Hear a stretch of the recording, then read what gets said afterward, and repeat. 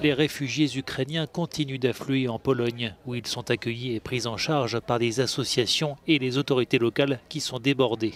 En 10 jours de guerre, plus d'1 million de réfugiés sont arrivés sur le sol polonais, un chiffre qui ne cesse d'augmenter. Le maire de la ville frontalière de Przemyśl évoque une situation d'urgence permanente.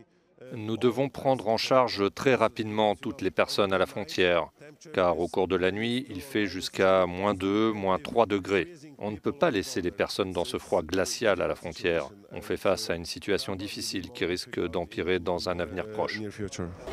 Des dizaines de bus arrivent nuit et jour à Przemyśl. À bord, des réfugiés épuisés.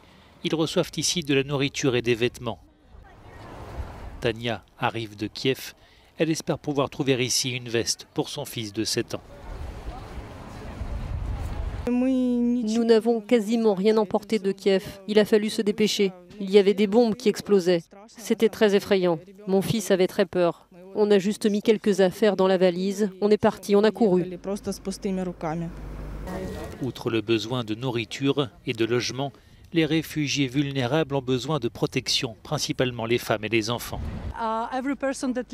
Chaque personne qui part d'ici est enregistrée.